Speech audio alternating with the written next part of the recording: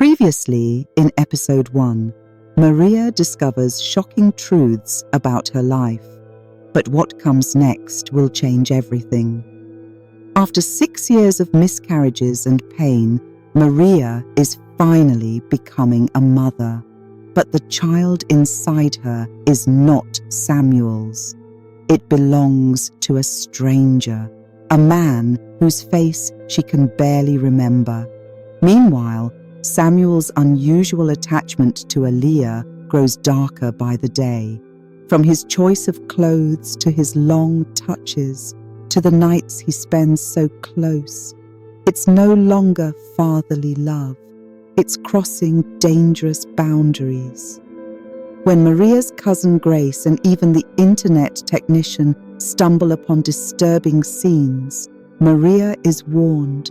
Something is terribly wrong between Samuel and Aaliyah. Now, Maria stands on the edge of a storm she never anticipated.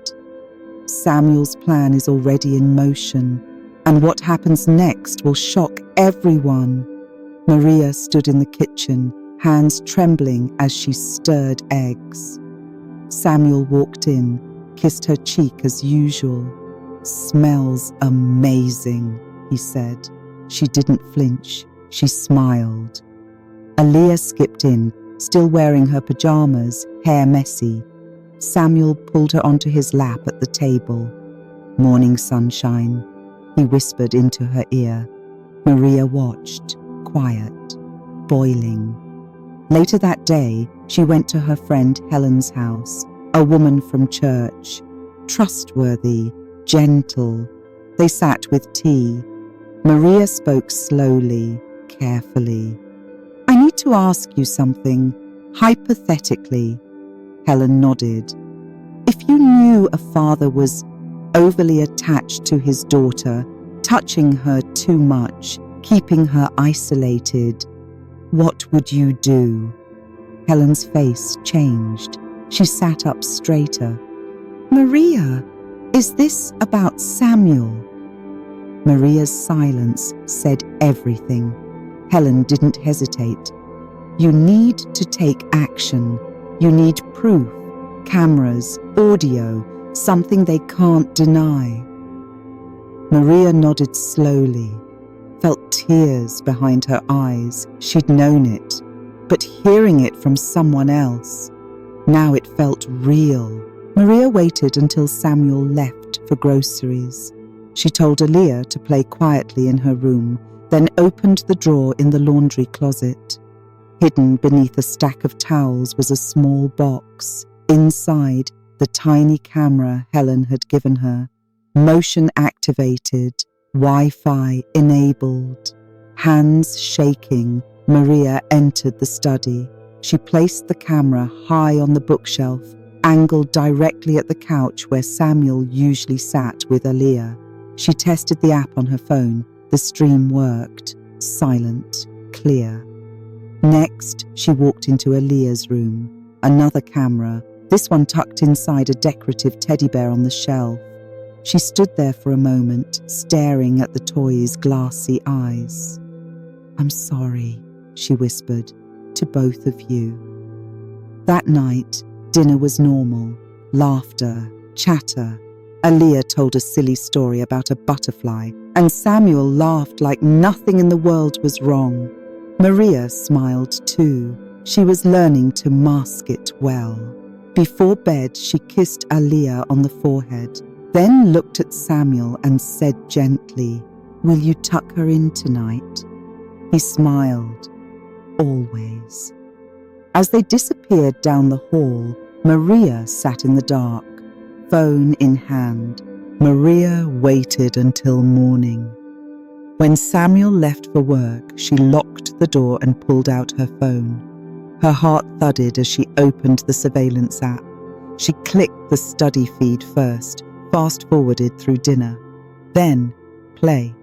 There they were, Samuel and Aaliyah on the couch. She was wearing her thin nightgown again, feet tucked under her. He brushed her hair, whispered something. She leaned her head on his shoulder. Then he shifted, lifting her into his lap. His hands too slow, one resting on her thigh, fingers splayed. Maria's breath caught. Aaliyah laughed.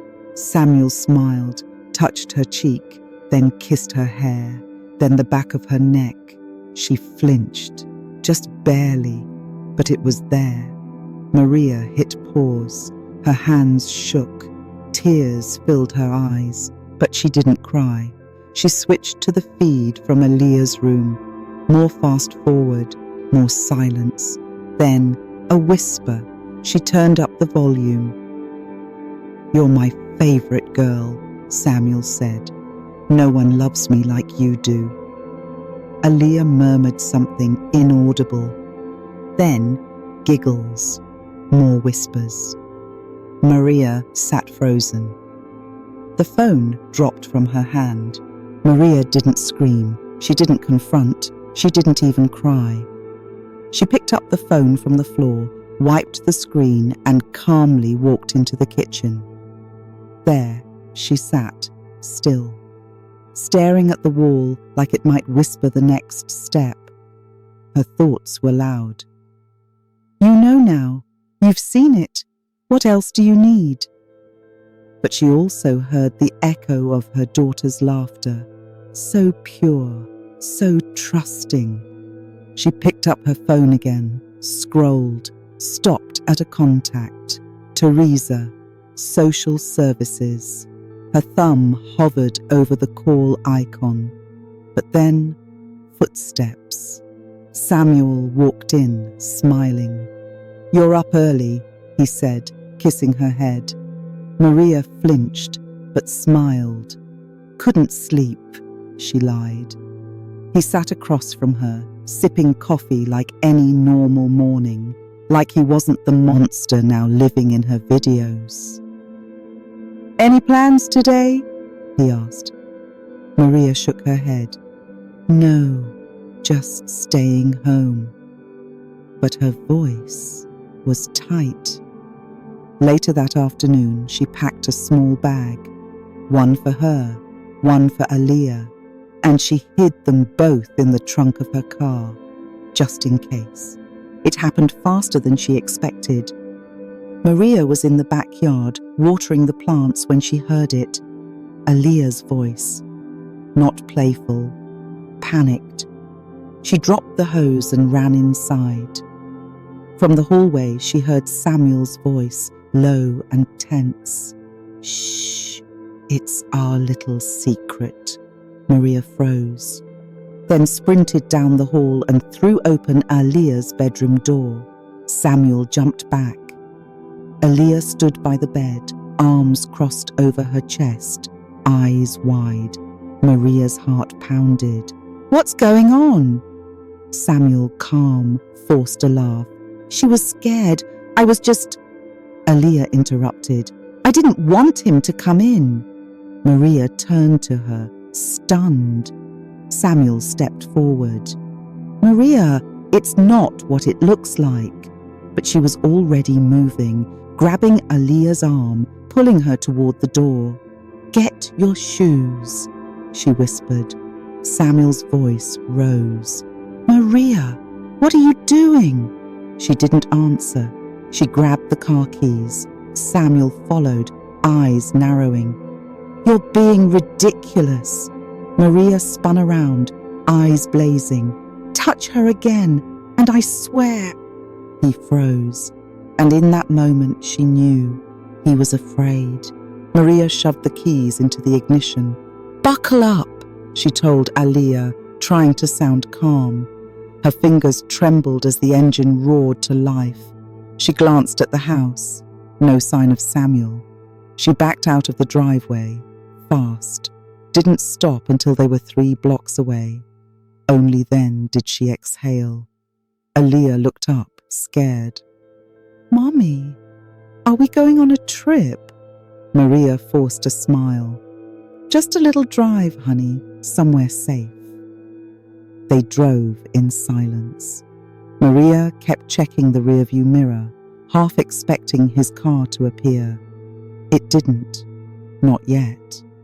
She pulled into Helen's driveway and parked. took Aaliyah's hand tightly as they walked up the steps. Helen opened the door, face pale. "You did it," Maria nodded. "She's not going back there," she said quietly. Helen hugged them both. "We'll keep her here. Just rest. I'll call Teresa." But just as Maria stepped inside, her phone buzzed. A message from Samuel. "You made a mistake." She stared at the screen, heart thudding. The game wasn't over, not even close. Maria sat on the couch, arms wrapped around Aaliyah, watching cartoons she wasn't really seeing. Helen entered with a tight face. "Teresa called back," she said. "She's concerned." Maria sat up. "Why?" Helen handed her the phone. She said, "Samuel already contacted them." Maria's stomach dropped. She took the phone. Teresa's voice came through, calm but cautious. "Maria, I just spoke to your husband. He claims you're experiencing delusions, that you took your daughter without consent. He says you're unstable." Maria stood up. "What? That's not true." "I believe you," Teresa said gently. "But we need evidence. Right now, it's his word against yours." Maria's hands shook. "He's manipulating the system," she said. "I have video." "Good," Teresa replied. "We'll need it." Maria hung up and turned to Helen. "He's trying to flip the narrative." Helen nodded grimly. "If he gets the state involved before you do, they could take her." Maria stared at Aaliyah.